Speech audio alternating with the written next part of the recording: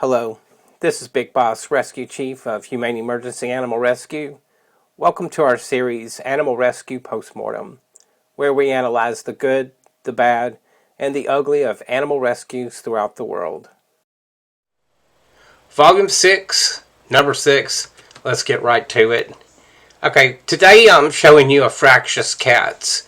So people are under the illusion that their cat, no, not my cat would never do what we're about to see a cat do here on the screen, and I can assure you that yes, it can and it will if provoked the right way. So, if you say that your cat can't do that, you're wrong. Says me, after having experiences with thousands of cats at this point in my career.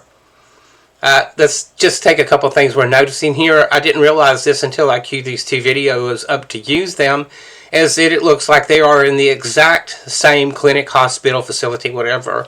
You can look at this table here. Once again, remember that on these stupid Facebook videos, my highlighted pointer doesn't work. So you're looking for a little micro dot pinhead of a pointer. You can see this dog, the picture of this dog on the table here, and these particular animal handling gloves will be in the very next video. The reason I'm showing you this is because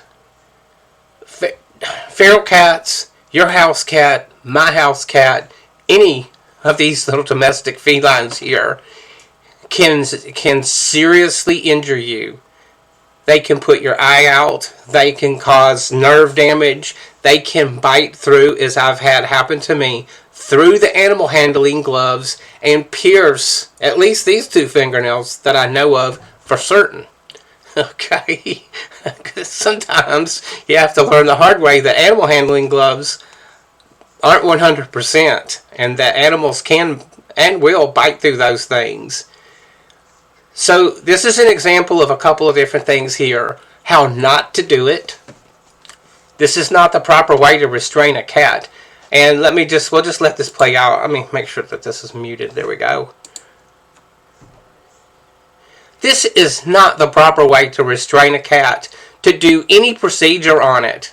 I mean, like, I want to knock this guy out, but you know what? He probably just doesn't know better. He probably just doesn't know better. I bet if I spent 5 or 10 minutes in the office there with this guy, I could teach him how to properly restrain a cat. And I'm guessing that he's probably had this happen to him before when he wasn't properly restraining the cat without gloves. And now he does this kind of nonsense here. This is stupid.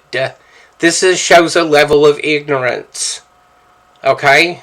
Says me. And if you don't know how to properly restrain cat, this is what you get here. I'm going to pause this for just a moment. Look at the top of this protective layer over this glove here. Those look like lots of claw marks to me. So this is an ongoing technique that's used by this technician or this hospital, clinic, whatever, in general, which we'll see in the next video here. So this is not how to do it. I can show you how to. If I can get that cat to let me pet it, then I can restrain it without the use of gloves or a net, or even chemical immobilization. If not, then those are all on the menu as far as a choice. I'll let this keep playing out here. It looks like that this person wants to give him a vaccination or some kind of injection. They might be trying to knock it, do chemical immobilization so that they can perform a procedure on it. But I would say that if you are trying to inject an animal here for chemical immobilization in this state here, it's very likely to have sedation override and be completely ineffective. This is look at that. That is completely inappropriate. If you scruff that cat, if you get that cat by the scruff of the neck and the two rear legs, you have the cat properly restrained. You can give it any kind of injection that you need to. You can't perform any procedures that you need to, but you can do it. You can do an examination, or you can give it an injection for like chemical immobilization. But let's say this is a feral cat that's come in for a spay and neuter. I wouldn't even open the cage door here. Okay, so we'll move off of this video here. Man, Facebook, could you get on my nerves anymore? I'll move over to, not that one, this one here. Okay, look at the tabletop. Look at the gloves. Is this not the same guy here? The assistant? And then look how he's holding this cat. This is borderline abuse in my opinion. And then this guy's giving him direction like, I need to get the scruff. If you have this cat scruffed properly, that cat can't bite anyone. It's not possible. You hear me? If the cat's restrained properly, it can't bite anyone. You don't even need a muzzle for it. It's ideal, but try to get a muzzle on a cat before you start doing something that's going to be a pretty difficult task at best. Alright, so let's just let this play out here. This is just unbelievable to me that people are still doing stupid crap like this. And you wonder why your cat, and then you see there at the end, it gets away from him. So you wonder why your cat doesn't want to go to the clinic. And then I'm going to tell you, if you're taking your animal to an animal hospital, go back in the back room with them so you can make sure this kind of nonsense isn't going on. Because that's not the way you get it done. Here it goes. It gets loose right there. Man. I'll just give you a little bit of history. I worked at an animal shelter in New Mexico. When I went there, I was told that you can't restrain domestic or felines of this size here, whether it's feral, whether it's your house cat, that it just can't be restrained. And I thought it was somebody's personal opinion that, you know, you're just not allowed to restrain cats because it makes them disturbed on an emotional level. What I realized is they were saying it was impossible to restrain a cat, that it couldn't physically be done. Because at this shelter we're like, okay, well, let's get all the cats down, we'll do the FIV testing, we'll do a blood draw on them, and then we will, we'll go from there, see whether they can be put up for adoption or not. Turns out that's what they said, that you can't restrain cats. It's not a policy, it's just impossible. So anyway, once our current medical director and myself showed them that a cat could be restrained and that you could draw blood from them, well, you should have seen the look on their face. Their look on their face is probably the same as mine when they told me that you can't restrain a cat. Yes, you can. If you know what you're doing, it can be done properly. So let's look at a couple of options here. One, in this kind of crate here, using a syringe pole is going to be almost impossible. You might be able to get a syringe pole in there, but a syringe pole might be one option, so I don't have to restrain or touch the cat at all to give it an injection in one of its rear hindquarters. Hindquarters for chemical immobilization. Or I can open the cage door with the net in the way. The cat runs straight into the net, and then you twist the net up in a certain way that the cat can't move, and then you can access one of the rear extremities that way. Or I get it out, I restrain it with no gloves on. Eye protection always when you're dealing with an animal like this. And then gloves aren't a last resort on this, but if you know what you're doing and giving the cat, there's that one little key factor in there. If it's your house cat, you can probably do it. If it's a feral cat off the street, don't mess around with it.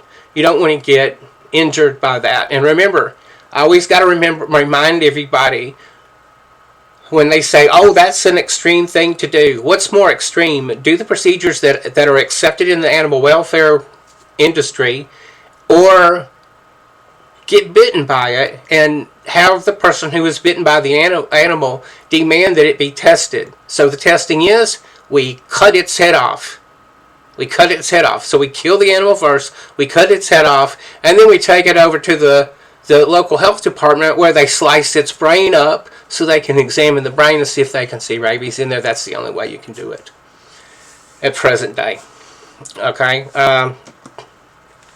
Let's look at, and the reason I'm trying to mention this is I want you to see. I don't know if this will replay on it or not. So that's a cat. Watch this. Anybody who's ever had cats, and look at, man, watch that expensive microscope. Everybody who's had cats get loose like this in the in wherever they're working with the cats. They've seen this happen before, and they're just like everywhere. Fire rescue. Your gloves are not animal handling gloves. Firefighting gloves are not animal handling gloves. Neither are welding gloves. Animal handling gloves are designed specifically for that purpose. However, it's still possible for an animal to bite through them. Okay? Always keep that in mind. And then so when you're going to catch a cat like this, don't just think you're going to cuddle little Felix the cat there and cuddle him in your arms and everything's going to be copacetic, because what can happen is once it starts scratching and clawing and biting, you will immediately let go unless you're completely insane and you want to hold on to it. If it starts doing that, let it go. Okay? Maybe we can get it caught later, but don't get yourself in actual danger from an animal that's going to go absolutely insane to get away from you. I almost don't know what else to add besides that. Boy, did my mouth dry.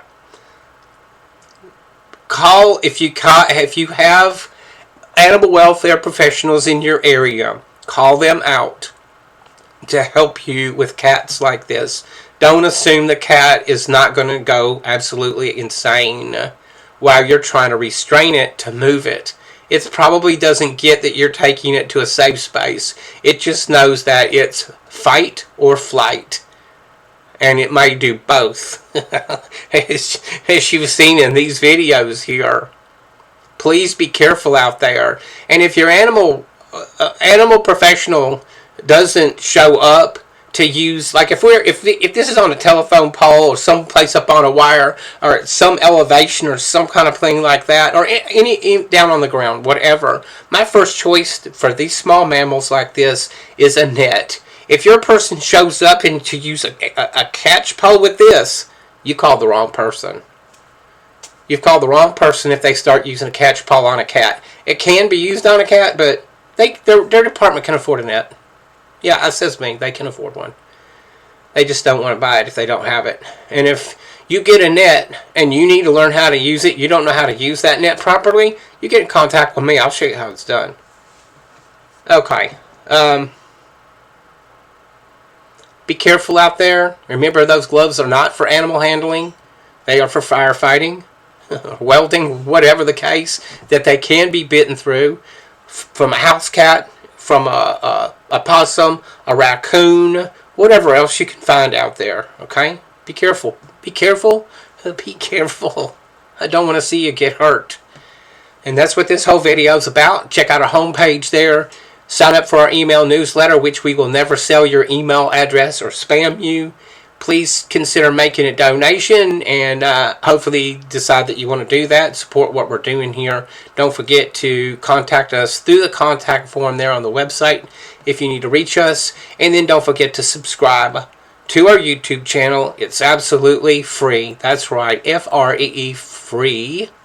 And then what's really important, even if you don't want to subscribe to the channel, like and share the videos on your social media. That helps us grow the channel and support our mission. Leave a comments in the comments section below there. Don't forget, if you have a video suggestion, include the link with a brief description of the video. Okay? And if that doesn't work, go to the contact form on the website. That's it. I just want to say that thank you for all of the love and support that you send to us. It's just fantastic. We can feel it. I hope that you get that back from us. That's it for Volume 6. I think I got it wrong the last time. Number 6. The Fractious Cat video. Bye.